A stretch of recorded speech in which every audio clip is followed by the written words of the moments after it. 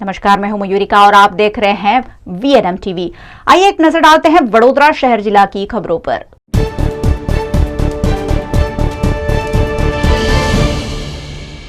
कांग्रेस द्वारा मियागांव जिला पंचायत के हाड़ौद और सांपा तालुका पंचायत में आने वाले कणभा, चोरभूज जैसे गांव में कोविड-19 न्याय यात्रा का आयोजन किया गया।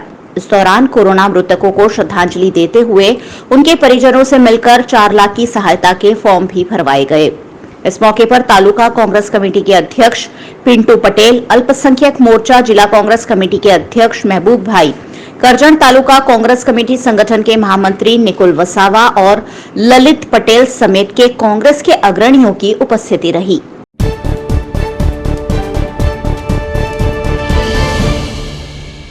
राजस्थान के मुख्यमंत्री अशोक गहलोत की तबीयत नासाज है। ऐसे में उनके अच्छे स्वास्थ्य की कामना को लेकर राजस्थान में प्रदेश कांग्रेस, ओबीसी विभाग, अन्य पिछड़े समाज के संगठनों ने एकत्रित होकर राम मंदिर में यज्ञ किया।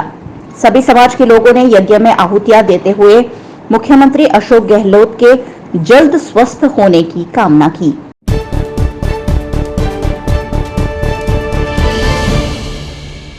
उत्तर प्रदेश के हमीरपुर में समाजवादी पार्टी के जिला पंचायत सदस्य अवैध रूप से हथियार रखने के जुर्म में गिरफ्तार हुए हैं।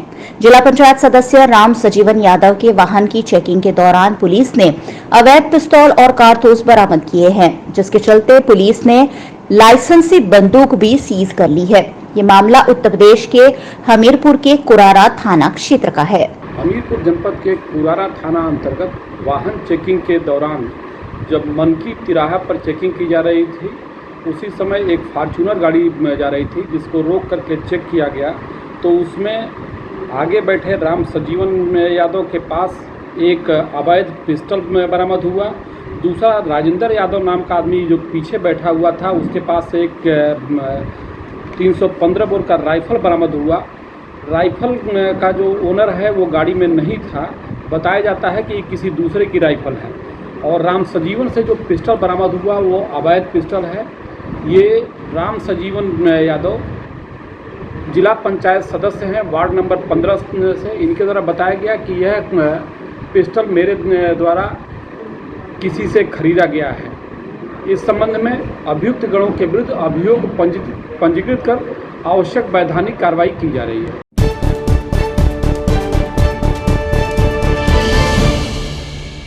उत्तर प्रदेश के इटावा के औरैया क्षेत्र के गांव बहादुरपुर लोहिया में नवविवाहिता की संदिग्ध परिस्थितियों में मौत हो गई। मृतका का शव घर की चौखट से फांसी के फंदे से लटका मिला। मृतका 5 महीने की गर्भवती भी थी। जानकारी मिलने पर पहुंचे मायके वालों ने ससुराल वालों पर हत्या कर फंदे पर लटकाने का आरोप लगाया। पुलिस ने मामले की जांच पड़ताल शुरू कर शव को पोस्टमार्टम के लिए भिजवा दिया है। बताया जा रहा है कि मृतका का ससुराल वालों से दहेज को लेकर विवाद चल रहा था, जिसमें 20 दिन पहले ही सुलह समझौता कराकर महिला को ससुराल भेजा गया था। पुलिस सभी पहलुओं की जांच पड़ताल कर मामले की तफ्तीश कर रही है। क्या घटना हुई है यहाँ? ये लड़की को फांसी लगा दी। हाँ, मेरी लड़की है। फोन पहुँचा है दूसरे के जरिए से, इनने भी फोन नहीं किया।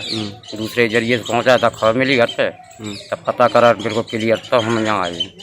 यहाँ ये बता रहे हैं कि लड़की को फांसी लगा दी लोगों। लड़की शुरू से ये लोग दिक्कत रखते थे और मैं ले गया था घर पे रखा मैंने उसको 8 महीने। फिर लिवा लिया तब फिर मैंने भेज दिया, चलो भाई सुधर गया, सुधर जाए। नहीं सुधरा जी, इसका हाथ तोड़ दिया। 40-50 हज़ार रुपये मैंने लगाए, सही कराया उसको। फिर मैंने भेज दिया इसके यहाँ। फिर उसके बाद भी जिसने सही नहीं रखा, फिर लड़की हमारे यहाँ चली गई, हम रखे रहे। फिर उसके बाद क्या नाम, महिला थाने से लिखा पढ़ी करके मैंने इस लड़की को भेजा यहाँ पे। 15 दिन हुए यहाँ। लड़की को ये दिक्कत रह रही थी कि ये दारू पी के लड़की को मारता था। अब लड़की को रोज मारता है दारू पी के, ये दिक्कत थी उसको। कितने साल हुए शादी को? ये 3री साल है। गर्भवती है, 5 महीने का बच्चा है पेट में, इसलिए मैंने भेजा था। अगर बच्चा नहीं होता ना तो हम नहीं भेजते।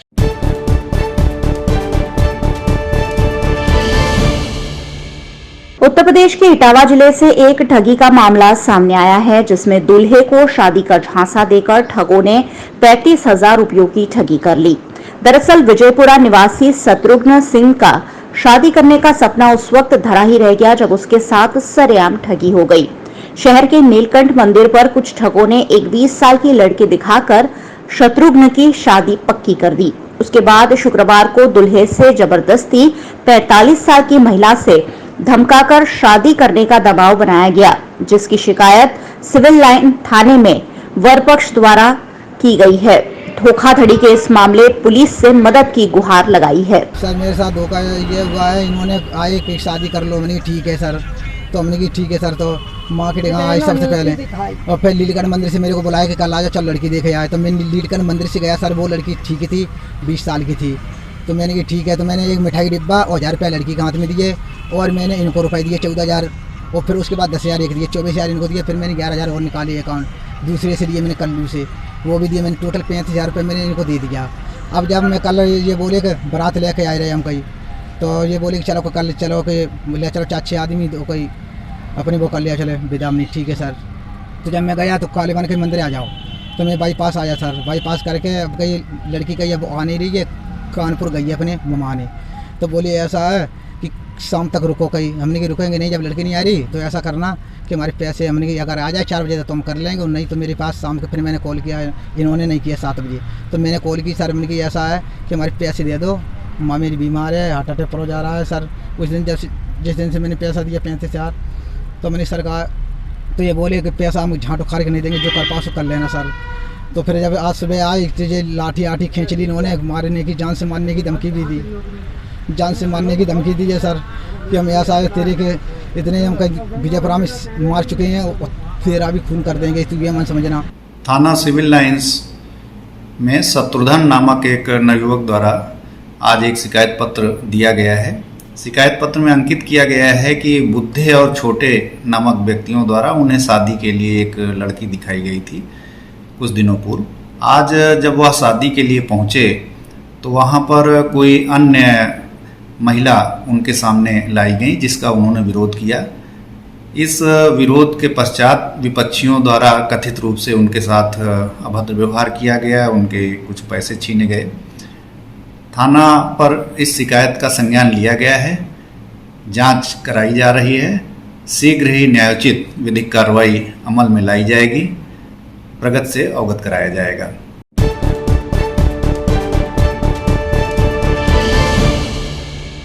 उत्तर प्रदेश के बलिया में उत्तर प्रदेश कांग्रेस कोर कमेटी के सदस्य कमलेश सिंह ने अपनी ही पार्टी पर सवाल उठाए हैं। उन्होंने कहा है कि पंजाब के प्रदेश अध्यक्ष नवजोत सिंह सिद्धू के बेतुका बयानों से पार्टी कमजोर हो रही है। तत्काल पार्टी से आलाकमान उन्हें निष्कासित करे और उनके विरुद्ध कार्रवाई हो।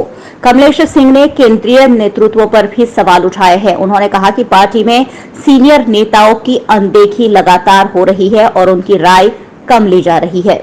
जो प्रदेश के नेता हैं, अभी हमने उनको कुछ साल पहले ही कांग्रेस में लिया, और वह अब कांग्रेस के हाईकमान को बोलते हैं प्रदेश कांग्रेस अध्यक्ष सिद्धू जी पंजाब के खमीर सीट बचा देंगे। ये बिल्कुल ही घोर बात, और मैं मांग करता हूं कि ऐसे लोगों पर अनुशासनात्मक कार्रवाई तत्काल की जाए, जिससे कि संगठन मजबूत हो, आने वाले वर्कर, आने वाले कार्यकर्ता हमारे ताकत के साथ कांग्रेस को मजबूत करें, लड़ें।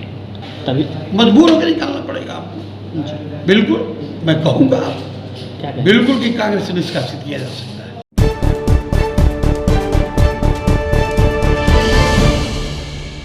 उत्तर प्रदेश की राजधानी लखनऊ के इको गार्डन में 69,000 शिक्षक भर्ती में राष्ट्रीय पिछड़ा वर्ग आयोग की रिपोर्ट लागू किए जाने की मांग को लेकर पिछले 17 दिनों से धरना दे रहे हैं। अनारक्षित वर्ग के शिक्षक अभ्यर्थियों के समर्थन में भीम आर्मी चीफ चंद्रशेखर आजाद भी धरने पर बैठे हैं। अचानक धरना स्थल पर पहुंचे भीम आर्मी चीफ चंद्रशेखर आजाद ने आरक्षित वर्ग के शिक्षक अभ्यर्थियों से कहा कि उनके अधिकारों की लड़ाई में उनके साथ भीम आर्मी चीफ चंद्रशेखर आजाद भी अब शामिल है। उनके तेवर को देखते हुए प्रशासन भी चौकन्ना हो गया है और इको गार्डन में सुरक्षा व्यवस्था बढ़ा दी गई है।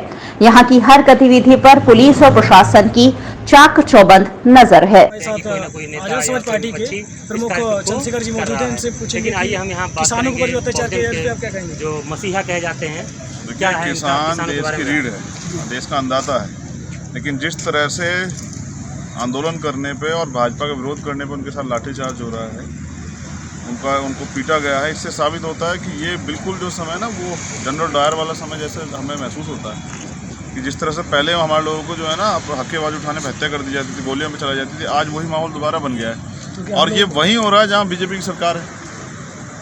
तो ये बीजेपी जो है ना किसान, मजदूर, महिला, दलित, पिछड़े, नौजवान, तमाम वर्गों की विरोधी है ये। तो इस भारतीय जनता पार्टी को उखाड़ने के लिए सबको इकट्ठे होकर काम करना पड़ेगा। और मैं चाहता हूँ किसानों की मांगें मानी जाए और ऐसे ही इन 69,000 शिक्षक भर्ती वाले बच्चों की बातें भी जो है ना वो मानी जाए, उनकी मांग मान के और उनको जो है ना सम्मान से घर भेजा जाए। धन्यवाद।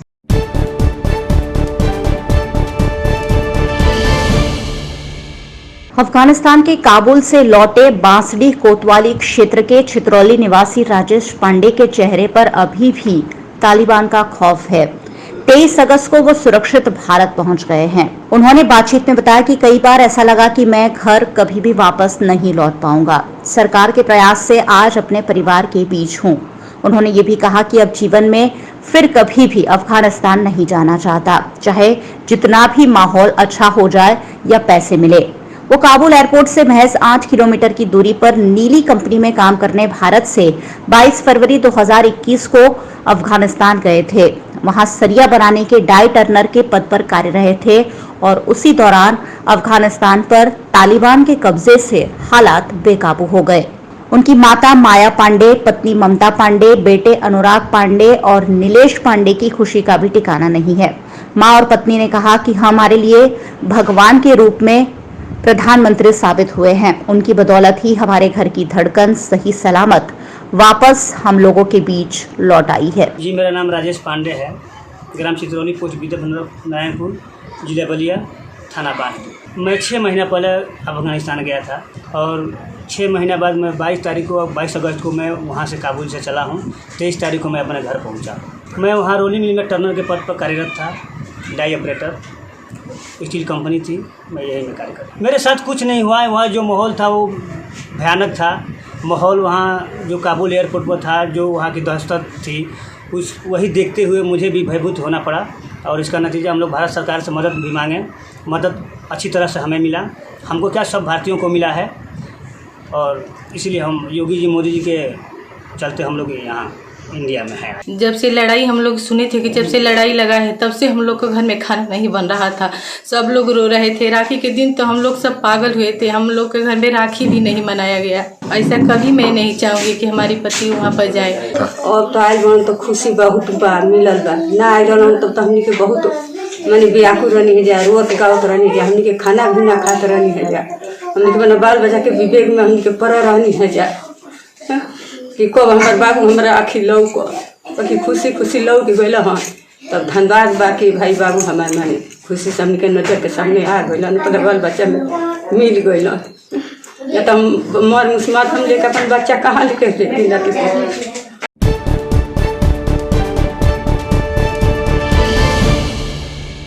आज पूरे गुजरात में शीतला सातम का पर्व मनाया जा रहा है। इस दिवस पर ठंडा खाना खाकर शीतला माता की पूजा की हिंदू धर्म में महत्ता है। इसी के तहत महिसागर जिला के लुणावाड़ा संतरामपुर में विवाहित महिलाओं ने शीतला माता के मंदिर में एकत्रित होकर शीतला सातम की पूजा अर्चना की। लुणावाड़ा के रणछोड़ जी मंदिर में बड़ी संख्या में पूजा अर्चना के लिए महिलाओं ने एकत्रित होकर पारंपरिक रूप से पूजा अर्चना करते हुए मंगल कामना की। शीतला मानी पूजा સવારમાં લોકો ઠંડા પાણી નાય છે અને સીતામાની આટલું શ્રદ્ધાથી પરિપૂર્ણ થાય છે, જેને વસ્તા જેને ના હોય તો પણ જે બાધા રાખે છે બાધા પણ પરિપૂર્ણ કરે છે અને અમુક લોકો તો ચાંદીનું પાયણું પણ બંધાવે છે અને શ્રીફળનું તોરણ બંધાવે છે, પણ સીતારામમાં દરેકની મનોકામના પરિપૂર્ણ એવી હું સદાયને માટે આશા રાખું છું। શું નામ છે આપણું? મારું નામ છે ગિરીશસિંહ જોશી, લુણાવાડા ઘાટીમાં રહું છું।